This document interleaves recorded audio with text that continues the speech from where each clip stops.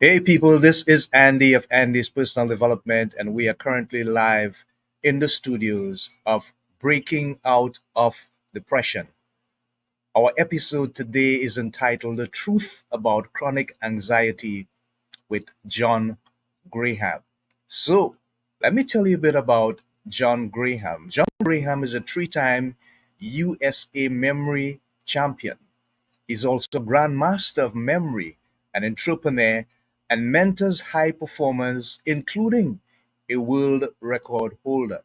He's a world class mind and innovator. But his dark secret is that he had to overcome daily panic attacks and chronic anxiety. Sounds very interesting and intriguing indeed. But let us not speculate. Without further ado, let's introduce our special guest on this episode of Breaking Out of Depression, John Graham. John, welcome. Thank you, Andy. I'm excited to share the truth about my journey and help as many people as I can. Looking forward to it. Thank you so much for taking the time to be with us. We appreciate what you're going to do and we appreciate you. So, without further ado, John, tell us, in your own words, what is your most potent and detailed definition of the term anxiety from your perspective? That's a really interesting question. The mainstream is a fixation on a future, a dread of the future, has physiological effects in the body. But my definition of anxiety is it's an emotional root issue. People think it's mental, right? The anxiety of the mind, where we ruminate and fixate and dread, that's a side effect of the real root issue. Wow. Right. So anxiety to me is a deeper emotional, trapped emotional issue that we haven't dealt with, unresolved emotion in our body. Hmm. That's what causes us to think forward and worry. But the anxiety, the fixation of the mind isn't really the root, isn't really, that's a symptom of what's going on. So it's Okay. a little bit deeper than what most people think it is. Yeah, I love that. So, John, how do we get folks to understand that they need to find a way to resolve that which is unresolved? And how would you best advise them to begin that process? Yeah, for me, it all changed when I realized what the real root was. Like I said, we all have massive amounts of trapped emotions in our nervous system, in our body. These are moments of the past. These are emotions that we couldn't handle. They were so intense, or we were embarrassed, or scared, or sad, whatever, that we pushed them away. We didn't handle them effectively, and they stored in our body. So every single moment of our lives that we didn't fully process that emotion, it's still inside of us. So over time, it builds and builds and builds and causes all of these internal issues, right? And so just realizing, hey, if I have anxiety or depression, I have a massive amount of resistance of trapped emotion in my body. That's really what's causing all of this. And so when I realized that, I said, okay, I want this stuff out. I want it processed out. Because what happens is when you process this emotion fully, it releases for good. So you can imagine, I'm like, I want to process this, release it like steam, like boulders, get it out of me so that I can feel normal, so I can feel present, so I can have peace and clarity. And when I realized, again, trapped emotions, you can release them for good, then that changed the game for me. Now I completely switched gears and had to find a way to do that. Yeah. So, John, tell us, in that moment when that sense of realization came to you, what was the emotion like flowing in your body? Could you identify where you felt it? And what was the experience that led to that moment where you recognize, wow, like the epiphany moment, I can do this? What was that moment like for you? Can you recall with us? Oh, yeah. I had a really life changing year in 2022. Mm-hmm. My grandfather, he was 90 years old. He committed suicide. Wow. And So, I was just, it was so devastating because we had no clue. yeah. It was so out of the blue. He left no note. We didn't know why. And the normal reaction when someone dies is we get very sad, right? Yes. Yes. I was enraged. I was so angry at him for what he did to our family. You know, this was a judgment of mine, of course, at the time.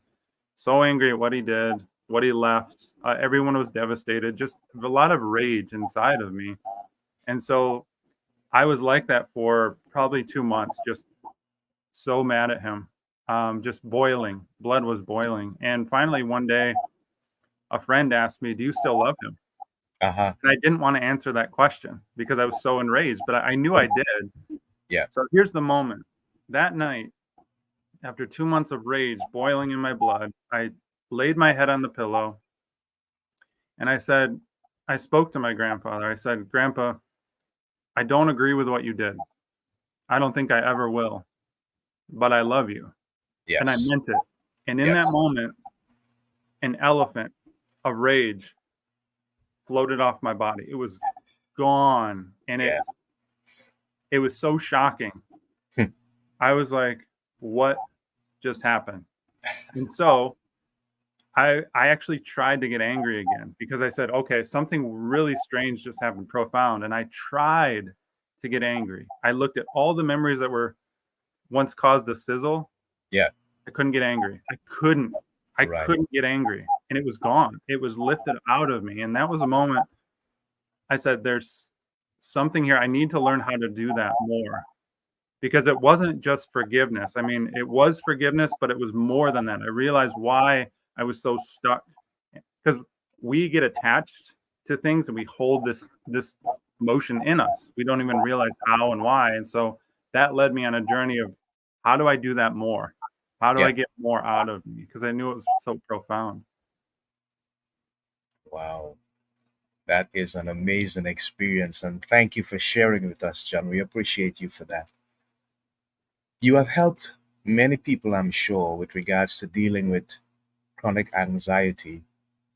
Could you explain to us, and maybe this is going to be a bit scientific, what's the difference between chronic anxiety and a normal day anxiety? Because I've read some studies where they told us, John, that there is a level of anxiety that's good based on your ability to manage it and to then channel that energy in a positive direction. What's the difference between that and something that is so chronic, like what you experienced with your granddad, that it made you angry and the effects of it was negative on your body, on your psychology, and all the things that you wanted to do? It was like a barrier, a hindrance to you being the kind of individual you want to be. What's the difference? What's the dichotomy between the two? This is incredibly important. So, daily anxiety, normal emotion of anxiety. We've all taken tests in our lives that we get nervous for. We get some butterflies in our stomach or about to give a speech, right? Go even like a podcast, you feel a little nervous. Right, That's right. normal Uh-huh. anxiety. That's completely normal that you will feel that for the rest of your life to some extent, right? Right. But then there's chronic. What I was experiencing and what many people experience is waking up out of bed in the morning with a heaviness to your body, with Wow. a dread to the day, not like thinking of your to-do list, thinking of all the stuff you have to do and just spiraling in your head. I don't want to do this. Oh my gosh, I hope this doesn't happen. So not only is it heavy in the body, in the stomach, in the heart, tightness in the chest, it leads to tension in your body where you're tight, you have tension headaches. It leads to heart arrhythmias where your heart's skipping a beat.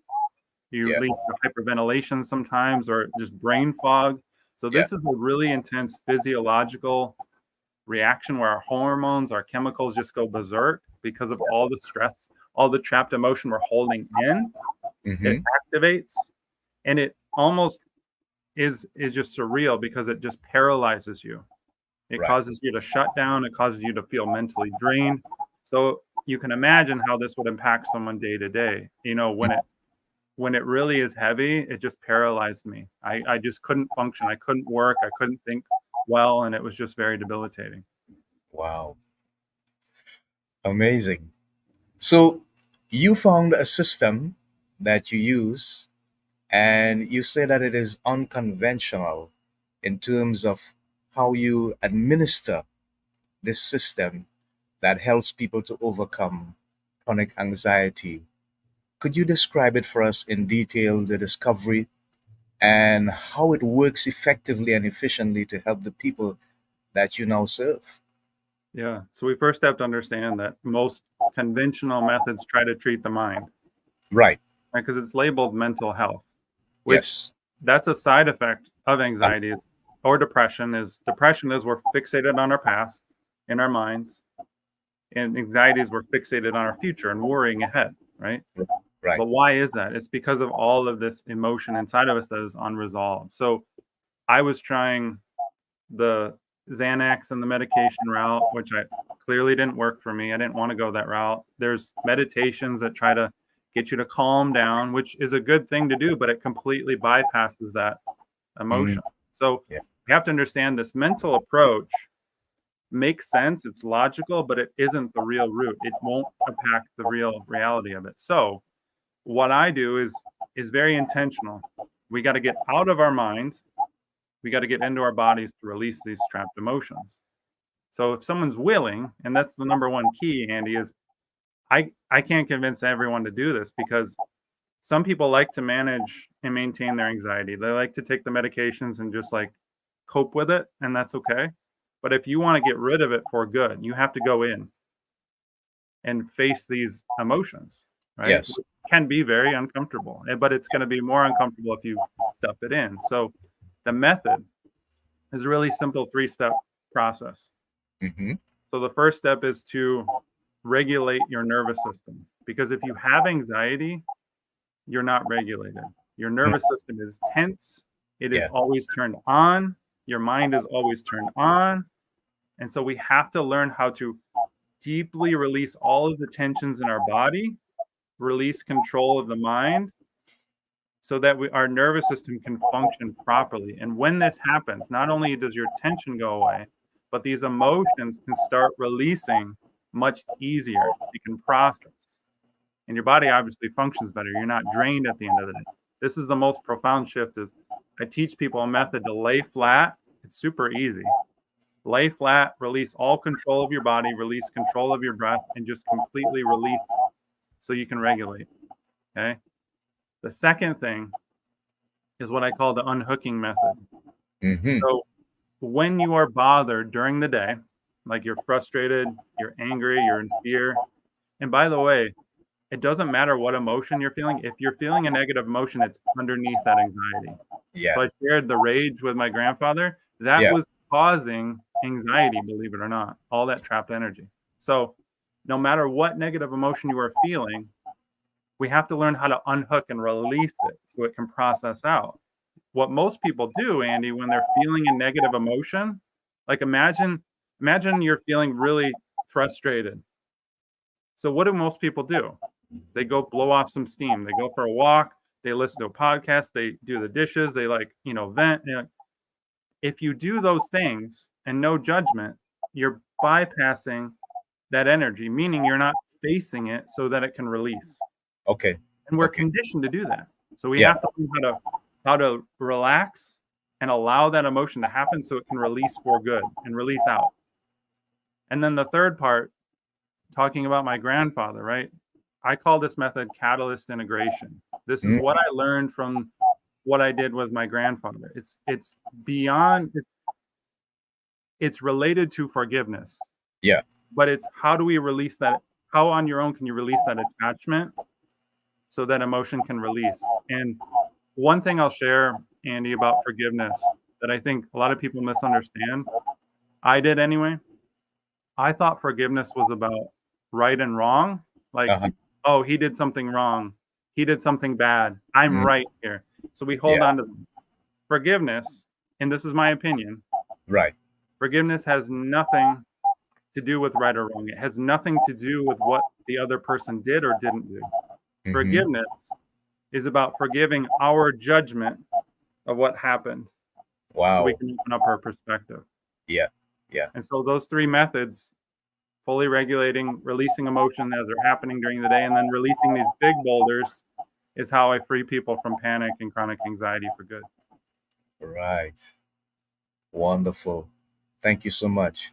I've done some studies myself, John, and I have looked at something that I'm sure you probably would be quite familiar with, and it is called the vagus nerve or the vagus nervous system, and that has tremendous amounts of neurotransmitters. Now, I don't want people to think, oh my goodness, they're going to go scientific now, because I know we can simplify it for them to understand, because these are parts of the body that help us to understand what is happening with the body when we get these signs and these symptoms and they come along to us. So I'm going to read something here. It says the vagus nerve, also known as the 10th cranial nerve or cranial nerve X, plays a crucial role in your body's automatic nervous system. And if you break it down, the vagus nerve originates in the medulla oblongata, which is the part of the brain connected to the spinal cord. I'm going to leave it there because I said I don't want people to be confused.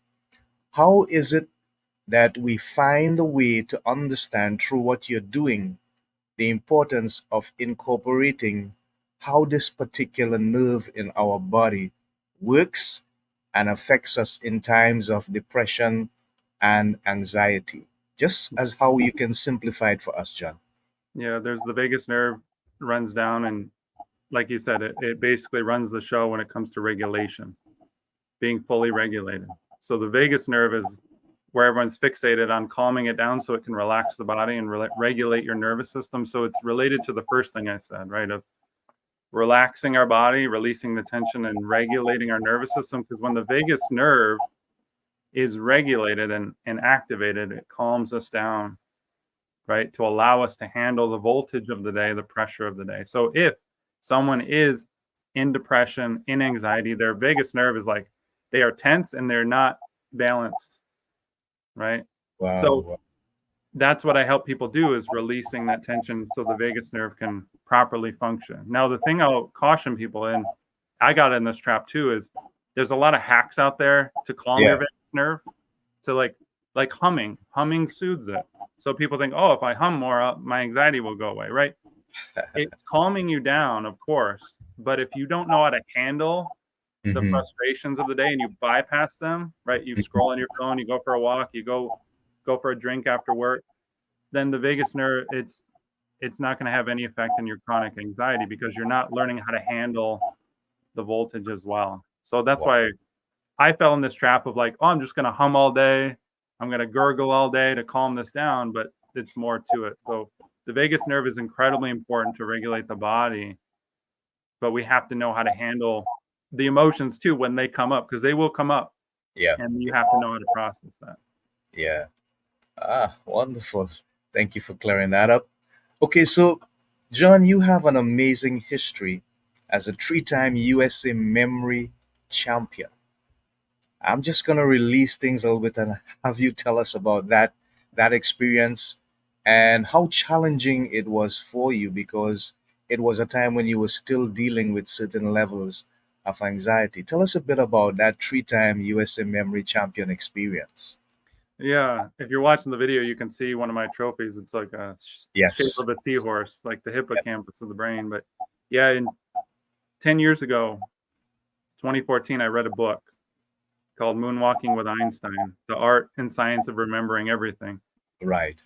At that point, I was like, people assume I have a naturally good memory or I'm a savant or photographic memory. None of that.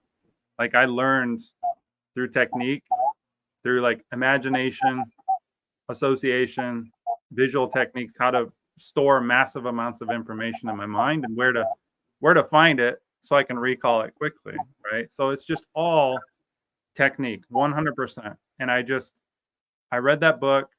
I said, this is insane that people can do this type of stuff. Like, I'm talking like memorizing a deck of shuffled cards, all 52 cards in order within seconds or minutes, Wow. you know?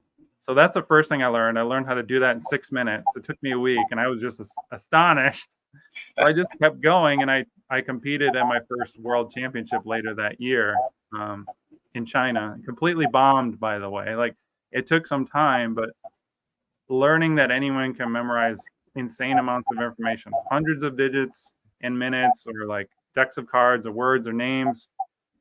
I was hooked, and I kept going. I think it did take me about 3.5, 4 years to win my first championship. And then the rest is history there. As I said, yeah, wonderful. You had an experience with Mike Tyson. Yeah. This is before I won my first championship. I applied for a TV show called Superhuman, which of course features people with all kinds of different mental and physical abilities. And I got on the show like by the skin of my teeth. They're like, okay, well, we'll try you out, see if you can do it. And Mike Tyson was a judge on this show. Wow. Christina Milian was another. Cal Penn was the host. And so I went on the show and they had me memorize. There were 20 runners, like joggers. These were high school kids that like ran out on stage. I memorized their first name on their runner's bib, and then it was a 5-digit number, and then the color of their bib. Okay. So I memorized all this information, right? And then I recited it back, and it was insane. I succeeded. You can find that on YouTube. But yeah, Mike Tyson was cheering me on. Okay, great. Wonderful. Thanks for sharing, John. So let's look at the people that you work with and the people that you help, obviously. What are some of the major confessions that you get from these people as challenges that they face? And I don't know if there's a pattern or if there's differences in terms of what they tell you. Sometimes we have 15 people and it's the same thing. Sometimes we have 10 people and it's something different. But what have you observed with the people that you help in terms of their confessions, their challenges that they come to you with? Is it a pattern, or is there a varying differences between what they experience and how you can help them to overcome those experiences? Yeah. Everyone has what they would label as mental blocks or subconscious blocks. They feel stuck. Like they keep repeating a pattern out of life. They keep having the same issues financially or with their spouse or with their family, right? That's a manifestation of these suppressed energies, right? So most people with anxiety, chronic anxiety, feel overwhelmed. That feeling where there's so much to do, your brain starts shutting down. You can't think what to do first, right? Your to-do list is overflowing. Yeah. That's an emotional issue as well. Lots of emotions are coming up that people aren't handling. And so what people do with anxiety and depression is they jump up into their head to try to survive, to try to figure things out. So we're always trying to figure things out mentally, cognitively, planning, thinking ahead, worrying, right? And so that keeps them stuck repeating the same pattern. So most of these people are stuck in the same life cycles over and over, and they don't know how to advance and expand beyond that to break free. Wow. Okay, so John, I'm just gonna play a video here. I'm not sure if I'm gonna let it run the full length, but I want your commentary on it because I think it's extremely important as part of the value that we are sharing. And that nervous system has to be fully regulated for you to be able to handle the day. And by handle it, I mean like process the emotions as they're going through instead of burying everything and feeling like you're a tense ball of fire. Right. So when I learned that, I was like, I literally laid in bed or couch bed, laid down flat for 30 minutes a day to just let go of all this tension, to activate my parasympathetic nervous system, to make sure I was fully regulated so that I could handle stress. Stress meaning all this suppressed emotion that's in my cells and my nervous system. Yeah, that's interesting. I've often thought that the biggest mistake adults do is they get rid of nap time. I mean, one of my fondest memories of elementary school is every day they would have this time and they would say, roll out your mats and just lay there, And I don't recall whether I went to sleep or not, but at the end of the day, there was always this pause period time to just chill, and it's just something that you got to basically study yoga as an adult or whatever to learn it again. But it is powerful. I think people know this too. They know they should relax and nap, but they don't. I was very wound up in my mind all the time. I always felt like Had to be productive. I got to be doing something. Even if I'm sitting here watching a movie, I'm thinking in my head, planning the next day or planning my next business move or prepare, like going through flashcards from my memory palace or something, like I'm doing something. Right. And that's very harmful to our nervous system. And I'm sure people who have anxiety who are listening to this feel drained. You feel really tense in your neck or your forehead or like your chest. It's because of this. And I was the same way. We know we should relax. We know we shouldn't eat junk food, but we still do these things. So why, right? Right. Well, do you know why? Is there any parts of the puzzle? Yeah. I mean, it's to pacify all the energy we can't handle, right? The energy meaning this suppressed emotion that's in your body. Wow. So, John, two things that I want you to focus on: the parasympathetic nervous system. Tell folks about that, how important it is to understand how that works, what affects it. And the last part where you said we sometimes try to do things like eating the junk food and all the bad habits that we develop to suppress that nervous energy that we are supposed to release. Wow, that's amazing. But first, the parasympathetic nervous system. Tell us a bit about that. Yeah, very simply, we have a sympathetic nervous system response, which means it's switched on. I think of a light switch. That's tense. We're always on. We're always doing, always going, always moving, Right. always thinking. Parasympathetic is off or rejuvenate, recover, Okay. which is beyond like just sleeping. That's the vagus nerve. When the vagus nerve is soothed and activated, we're in the parasympathetic, relaxed, regulated state. So Okay. that's all that means is we have to learn how to relax and let go to activate that parasympathetic response so we can recover. Because I'm sure even people think, oh, does that mean just sleep and take a nap? No, you can be incredibly tense and take a nap and you still feel drained when you wake up, right? We have to relax and release. So that's what the parasympathetic, it's the vagus, it's the regulating your nervous system, which we need. And then the energy, yeah, I'll say this very boldly and confidently that every addiction, the root of every addiction is emotional suppression, unprocessed emotions. If you're addicted to work, if you're addicted to food, alcohol, whatever, it's because there's an energy, an uncomfortable energy that's coming up that we use something else to fill that void to pacify that energy because it's so uncomfortable, right? So think of like you get home and there's an edge, you're stressed, so you grab a drink, then you go, relax, right? Whatever it is that people use to avoid that energy is a coping. And Yeah. so what I teach is realize, and no judgment, we all have some type of like thing that we use to push that edge back down. But if you realize that edge can be felt and released, that stuff slowly, surely gets released, and you don't have all these chronic issues. You don't have a strong edge. You don't have a massive amount of stress inside of you. So that was the switch for me is, wow, if I feel that urge, that intense urge to grab my phone real quick, to like, calm down or go for a walk or exercise or whatever, before I do those things, why don't I just sit and be in that energy, as uncomfortable as it is, and relax so that it can process and I can Yeah. be free of it for good.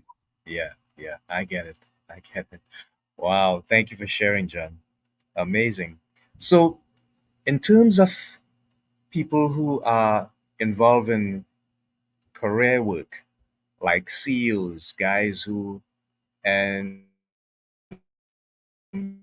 I shouldn't say guys, but people, because CEOs can be both male and female, they are involved in a high pressure situation at work, and it's very demanding. And it means then that they have to find a way to regulate themselves during the course of the day, whatever crises or challenges they have to deal with. But when they get home, John, it goes with them. And they can't seem to separate the two. How would you advise them to manage that situation, that when they leave work and they go home, that does not follow them and comes into the family scenario, but they can manage it? That's key, is this stuff gets picked up by our friends and family and our closest loved ones. As they feel it, Yeah. our children go in the same conditioning and learn the same habits. Uh-huh. So a conscious individual who knows what I'm sharing with you, who finally realizes the truth and understands what's going on, you have to make a choice and say, okay, I'm committed, I'm devoted to dealing with my stuff that's coming up, because it's mine. It's not yours, Andy. It's not my grandfather's. It's not anyone else's. It's stuff I've stored. Right. No judgment. But for people like this, we have to know and have ways to release this stuff, Uh-huh. because otherwise it piles on, like not only like boulders and rocks inside of our body, but like static in our minds, right? So we have to continually know how to regulate and release. So for the people who are coming on highly stressful work situations and lifestyles, we have to completely surrender and relax our bodies every day. I'm not talking take a nap and just lay there on the couch, because sometimes your mind can still churn. You have to learn a method to completely let go of all of the cells and tensions in your body, relax the mind, so that your nervous system can do this work, right? Your body can do this work on its own. It has a divine intelligence to it. There's a divine intelligence, as we all know, that's working. Why don't we let go to let God? Yeah. Yeah. Wonderful. Amazing. Amazing. Amazing. So we know that we need to find a way to dissolve all neural pathways. The conditioning that we have grown with, that we have grown up with, whether it has been influenced by our social connections or socioeconomic positions or epigenetics. How do we create a new neural pathway so that we dissolve the old and find something now that would take us to a place where we can feel so much better about ourselves? Yeah. You have to have awareness of what the old neural pathway is, Okay, the bad habit. right. That happens with clarity. Mm-hmm. All of a sudden you wake up and you realize the real pattern you're stuck in.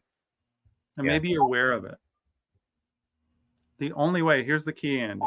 Yeah. A lot of people try to mentally create new neural pathways and habits, like force it. Force. That's control, that's conditioning, right? We're trying to battle conditioning with control, which doesn't work. Right? Right. It causes a lot of friction. So what I mean, if people are confused, by feeling this suppressed energy, that will inform us of what to do next. So by dealing with all of this massive energy inside of us that's suppressed, the clarity will come. It's like we've all had experiences in our life where we've had a cathartic moment, a cry, or punching a pillow, and then all of a sudden we come out of it, and a day later that day we realize what was happening. We understand a different perspective, right? And we make a different choice. So from that clarity, we can make a different choice, right? Here's the old neural pathway, and here's the new one we want to make. We can't make a new one without understanding what's going on. Okay, so now I need to make this new choice. So now that comes devotion. This old neural pathway is going to be very, very, very strong. We've done it thousands of times unconsciously. Mm-hmm. So if we're conscious and present, even if we're uncomfortable, if we're present in the moment, we can make that choice again and again and again. And I can tell you, if you handle the voltage inside of you, Andy, and process that out, taking this new path is so much easier and much more clearer to do than in the old way. Wow. Yeah. Makes sense. Thank you for sharing, John. So, in terms of that practical reality of people having panic attacks and anxiety, just stressing them out day to day, how debilitating can that be? I mean, we know that there are people who are even afraid to go to work. They're afraid to bounce their start and drive their cars. They're afraid to socialize because they don't know when this monster is gonna, rear its ugly head. How do we, from your perspective, get people to realize that we don't have to fear it? but rather, as you would have alluded to, face it head on. Yeah. Well, I speak from experience because I had this happen to me, Andy. Is Yeah, I was having daily panic attacks, multiple. right. And one example I'll give is I was driving over a bridge on a road nearby me to go to a restaurant, Uh-huh. and I had a panic attack. Like Wow. as I was driving it, my arm tightened up. I thought, it felt like a heart attack, and just a wave of fear and doom and like just overtook me, a surge, right? And all of a sudden, oh crap, what's happening? And like, am I going to die? What's wrong with me? All the, spiral. Every time I went over that bridge again, I had another panic attack because Mhm. what that happens is that neural pathway strengthens. It remembers this bridge. I was unsafe. I had a panic attack, and then another one happens. Yeah. So same thing when I was in my kitchen. Every time I sat down in the same chair in my kitchen, I would have a panic attack. Wow. And so that's why people stay away from grocery stores or we don't go out, is because we're afraid if we do it again, another one will happen. Yeah. Right. But here's the truth. The bridge is not causing your panic attack. The chair or the grocery store or the situation is not causing the panic attack. Right. It's triggering, it's poking something inside of you that's bringing up an uncomfortable emotion, right, to be dealt with, to be released for good, right? God would never punish us for these things. God is actually helping us to release this stuff. It's us that's like not wanting to deal with it, right? Ah, And I yeah. realize that. Yeah. Okay, I need to get comfortable with the uncomfortable. And these Hmm. are highly uncomfortable. So Yes. one, I know it's just a panic attack. I know I'm not going to die. My heart's been checked. If anyone's going through panic attacks, make sure you go to the doctor, make sure nothing's wrong with you. If they can't find anything wrong with you, it's panic. Yeah. It's anxiety. And so Yeah. now we can face it. So instead of retreating from social situations or bridges or grocery stores, right? We go in knowing something uncomfortable might happen, but we can handle that, relax into that so that it can release forever. And if you do that, that neural pathway will form and this old one will dissolve, because you will basically teach yourself that you are safe, that you are okay. And that's how I started dissolving all of my panic neural pathways, is because I said, okay, I'm going to face it as uncomfortable as I can. And I built that tolerance to relax and release it for good. Yeah. Wonderful. Thank you for sharing. So, John, I'm just going to share something with you, and I want it to be a bit of a surprise. I wonder if I can do that. Let me see. Oh, Sure. yes. Okay, so do some color commentary. Tell us about this. Here we go. Yeah. That's me sitting in a chair on a Russian TV show called Incredible People. I actually won a challenge and got invited back to the show's finale. So I finished fourth place on the show. It's like America's Got Talent, but Yeah, for really brainy, incredible people. So yeah, that was me right. enjoying Russia. Wonderful. Thank you for sharing. So, John, in terms of the future, where do you see yourself going with the project that you're currently working with? Are there any other ways that you're going to develop and improve on what you're currently doing? Um, Broadening the scope of your ability to help people and so on? Are there any more things that you're going to search for? I have a program right now where I help people with this very issue, like exclusively. I Yeah, am always, always looking to expand and grow. And so I practice what I preach every yeah, day and simplify it as much as I can. So the main thing, my mission right now, Andy, is to, no, I wouldn't say wake up people, but spread the message and get people to realize that these addictions, that these anxieties, depressions are an emotional issue, that they themselves can learn how to handle that. And just by people knowing that can empower them to actually look in a different direction and face the challenges instead of like just medicating or not knowing what to do or just going to therapy. And that's okay because we're lost in like the mainstream narrative. So the main thing I want to do is just get the message out that the old way, the mental strategies and treatments out there aren't going to go the full root depth of what you need if you want to resolve it for good.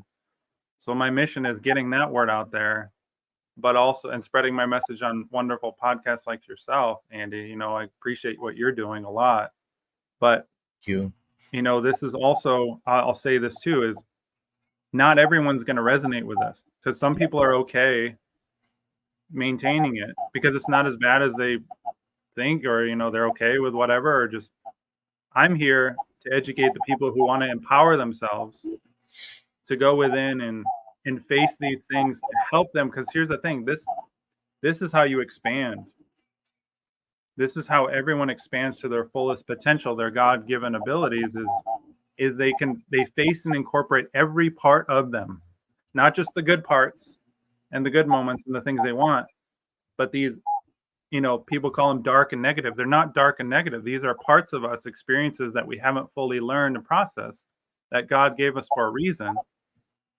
And so I'm here to say this isn't bad. This isn't negative. This is the experience of being human. Let's learn from these and expand, and let's get to the root of it. Yeah, I love that. Thank you for sharing, John. You know, I look at the things that we see happening in the world today, John, and it's amazing that you look at the media, whether it's social or the news media, and there's a barrage of negative stuff being pelted at people all the time. It's war, it's crime, it's the economy, people on trial for crimes, and you kind of wonder, okay, what's the good in all this? Can we see a silver lining somehow? The thing about it is, and I guess where I'm going with this is, how do we get people to really focus on the inner being and find that peace, even with God Himself, rather than being a victim of all this negative social interaction? Just, do we turn the switch off? Do we meditate sometimes? Do we just go for a walk in the park? Do we read books that would help us to understand ourselves better? Do we spend more time in prayer? Do we, you know, a combination of things? But what is the key to us being able to shut out all that negative hype that's coming through these different mediums and really focus on developing that inner being that is able to have peace, so to speak? Yeah, this is a really powerful question because we all know to some extent that we shouldn't watch the news, but it's like so tempting, right? We get an energy from it, a dopamine hit. Yeah. That dopamine, all that means is like we get a little hit of adrenaline. It's kind of the same thing like when we scroll on our phones or we listen to a good podcast. We're distracting ourselves from ourselves. Wow. But if we go within and be with ourselves, we realize there's a lot of parts of us that need to be seen and felt to be experienced within, right? So here's another thing I'll say to this, Andy, is the media or anger or all the stuff out there can be used for good. And what I mean by that is if something pokes you emotionally, if you watch someone on the news, a politician, for example, and they anger you, that is showing you, that's a mirror that's showing you there's something inside of me that's not okay. Also, it means I'm judging that person.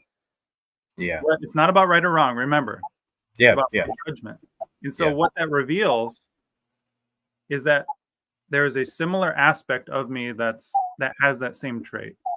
Mm. So for example, if I'm really ticked off that someone is lying, a politician, right? It means there's a part of me that's not truthful. Wow. Ooh, Wow. that's profound because that's that shows that you have inner work to do. And that's what I did. One of the things I learned from my grandfather is I really want to write a list of and keep noticing everyone that bothers me, because I'm not a victim to them. I'm going to use that as an opportunity to grow and realize that I'm mad at this person. I don't like this person because of similar traits that I hold, that I harbor inside. Maybe I'm not honest. Maybe I lie. Maybe I manipulate too. And these are all indicating ways that I can deal with myself and expand.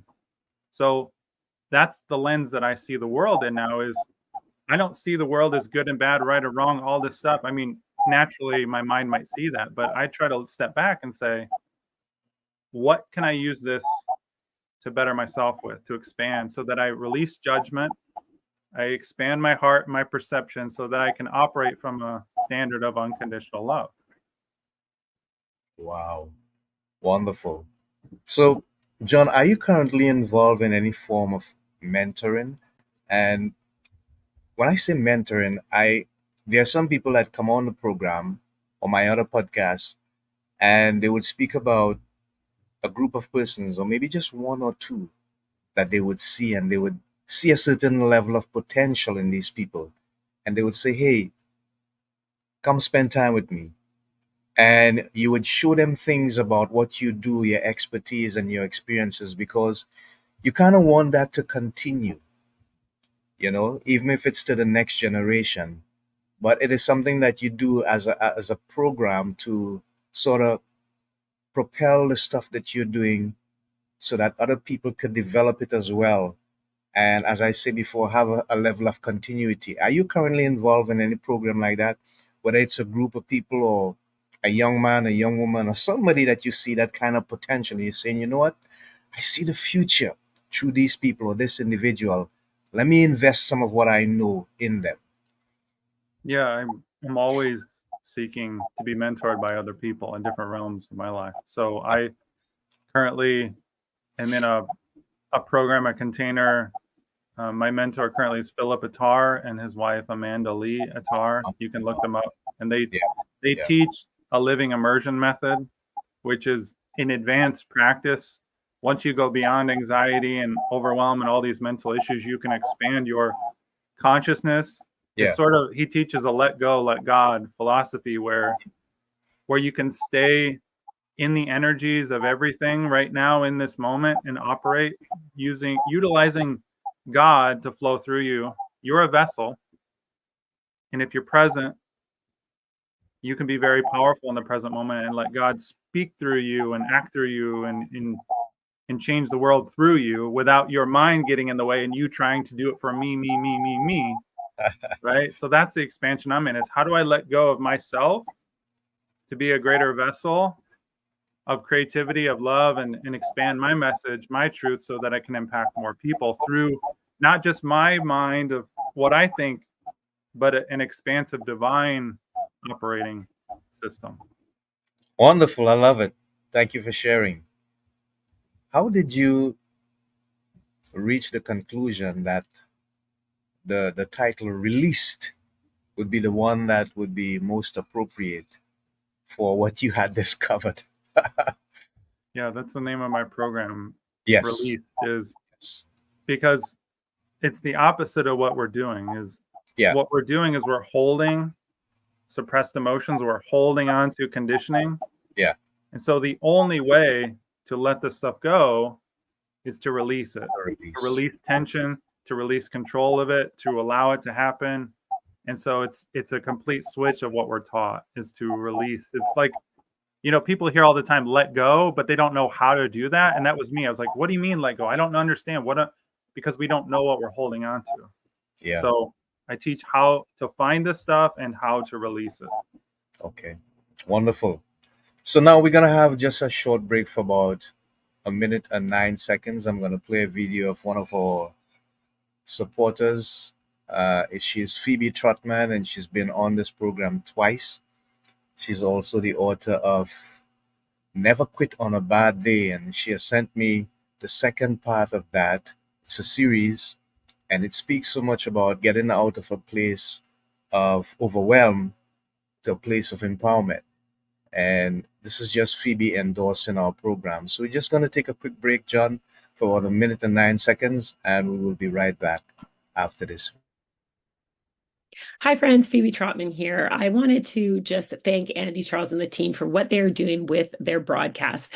One of the things that stood out to me is that they truly care. They are there every single Tuesday at 6:30 p.m. Atlantic Standard Time, sharing what they have gone through, their experiences. They have guests who have gone through real challenges, and those guests are sharing what they've done to push through those challenges. But one of the things the reason I want to encourage you to tune in is because it helps you realize you're not alone. There is a community of people who care. There are people out there who've gone through challenges and they're sharing what they did to push through. And so it's a show of hope. It's a show of encouragement. It's also a show where you can learn. You can learn a tip or two to help you along your journey. So I encourage you again, tune in every single Tuesday at 6:30 p.m. Atlantic Standard Time. They have a great lineup of guests. They themselves, they share their experiences, and I know it will help you through your journey. So I wanted to wish you continued success, good health, and many blessings in 2024 and beyond.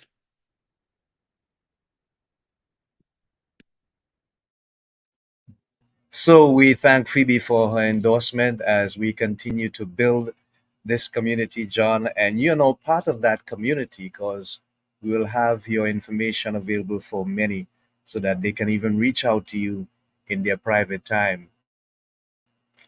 As we look to the future and as we come into the end of this broadcast, this episode, what are some of the things that you recognize in the world that, you know, for me personally, I think that people should find a way to accept each other without criticism. That is my singular kind of pet peeve. Everybody's opinion is important. And sometimes people just stress over what somebody else is saying and why should he say that and why. I don't question it.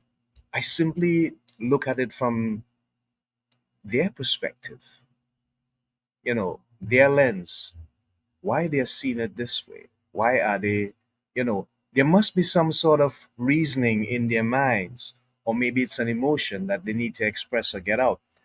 But sometimes we feel that because we are right about something, we are righteous, and that's wrong. So, John, at the end of the day, if you had to say something about what is happening in the world, what advice would you give to people? Let's imagine you have a megaphone and you could speak to almost 8 billion people, and you can give them a guideline that they can use to remember so that they can deal with the overwhelm and just relax and let people be people. What would you say to them, John? Yeah, what you're sharing is very relevant to what I teach too. If you look at the world and you start noticing everything that bothers you, Yeah. all the judgments you have, all the criticisms you have in others, the truth is, and this is a very hard truth for people to understand, it means you have that inside of you, that Yeah. quality or similar, maybe not the direct. But when people, that's why Jesus, and not to be religious, but said, we have to love our neighbor as if ourselves, because our neighbor is indicating what we store in ourselves. If we're mad at our neighbor, we're mad at ourselves, a part of ourselves. Yeah. And so if we can look at the lens of what am I criticizing, what am I judging, what am I hating, what am I loving, this is parts of me that I'm also judging and criticizing and loving, and whoa. So I suggest everyone to make peace with every single thing that bothers them, because that will heal parts of you and it will heal your judgment and open up your heart and your mind to different perspectives, right? The divine perspective. How does the divine look at all of us and love all of us? How is that possible? Well, it starts with you actively participating and looking at other people as if they are yourself. I love that perspective. I love that. Thank you so much. Are there any publications in the making for you, John? Do you intend to write memoirs or books with regard to your experience and your expertise now that you have found a way to overcome? This must be a sign, because I keep getting asked over and over, am I Yeah, writing a book? yeah, I need to write a book. So this might be the final straw that pushes me I need to write a book, don't I? And share this with the world. Yeah. So you're gonna do it, right? I need to, yeah. Okay, need to. good, wonderful. What would you title that publication anyways? Gosh, I don't know. I mean, this podcast is like the synthesis of what I teach now, and what I'm most passionate about is the truth, the root of anxiety, the root of these mental issues. It's emotional. And so, yeah, it would be everything that I talk about now, but in more depth, and probably share what I teach in my programs and the profound transformations that I've had in people with suicidal thoughts, depression, anxiety. It's all basically the same issue in different manifestations. Yeah. John, one of the things that we get asked a lot is people are concerned about family heredity. And there are times when situations arise and they have to deal with this thing, and they remember, oh, granddaddy had this, or a brother or a sister or an aunt or somebody in the family, in the immediate family, and they go back and they realize that others as well. How do we help people, from your perspective, your expertise, deal with that hereditary scenario where the anxiety is there, the depression is there, and they need to deal with it, but it was something that was in their lineage at some point in time, and they just have to deal with it. Well, it was the same with me. And my dad takes Yeah. medication for his anxiety. Yeah. And I chose a different path because I was aware Yeah. and made a conscious choice to go deeper. Yeah. And I share that because I can inspire people that you can break the pattern in your family. Okay. Like, this is not trapped in your DNA forever. You can change the pattern by doing what I share, so that your kids and yourself doesn't suffer with the same issues. So it's you can completely heal a generation and beyond if you are willing, strong enough, courageous to face this stuff, which I was, and help other people do. Yeah. Do you incorporate things like dieting and sporting, in terms of getting involved in some sort of sporting activity as part of what you do in your system?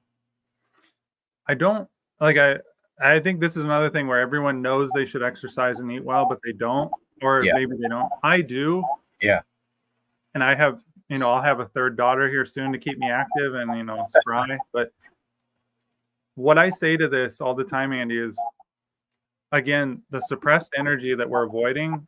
Yeah. When we feel that, we will get the clarity of, I'm not eating healthy. I need to do better to Yeah. make a different choice.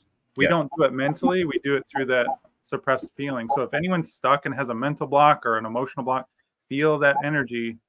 And I can help people do that so that they start eating healthier on their own choice, without everyone telling them, you need to eat healthier, you need to eat healthier, and they still stay in the same pattern. The reason they're in the same pattern is because they're suppressing all that beautiful energy that wants to come out and inform them to make better choices. Yeah, thank you. I really feel that. Great, wonderful. Thank you for sharing. We just have about a minute and a half again. So what I want to do now is give John the opportunity to share his information. John, I'm just going to put some stuff up on the screen and tell them how they can make contact with you, which one is more effective, so that they can at least get the opportunity to engage in some of the stuff that you're doing to help people who are experiencing chronic anxiety and so on. Yeah, the link at the bottom, releasepanic.com/free. Everyone go there first. There's a free video that I made that goes in depth on how to release your chronic anxiety for good, like forever. And I just give you the brutal truth. And I just want to help people. So that's a free guide, a free video to get you started. Even if you don't suffer with anxiety and it's overwhelm or overthinking, this will help you. You can follow me on Instagram at Memory John G for more videos and tips. But for those interested in really taking this, like you've heard me and you're like, I need this, what he has, and I need to release this for good, releasepanic.com talks about my program Released. And there's two options. You can jump into the group coaching and the modules right away today and get your nervous system regulated, right? Just start right today. Or you can email me and sign up for a call if you want to do like private one-on-one customized coaching with me where I can guide you through this in a more intimate, like VIP setting. So there's all kinds of options, but start with that first link, releasepanic.com/free, and watch that video. Yeah. Thank you so much, John Graham. You have been a wonderful, engaging, and an amazing guest. We appreciate you. And I know that this information that we have shared here for the past hour or so will bring a lot of inspiration and enlightenment to people because, as I said before in the opening session, I think it's a worldwide phenomenon that we are dealing with. And we need to find ways and means in which we can truly manage ourselves so much better so that we do not become victims of depression, anxiety, and all the overwhelm and the burnout. It's an amazing thing that we have to deal with.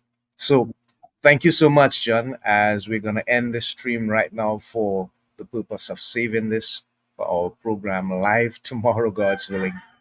Until next time, this is Andy together with my guest saying so long, Godspeed, bye for now. Stick around, John.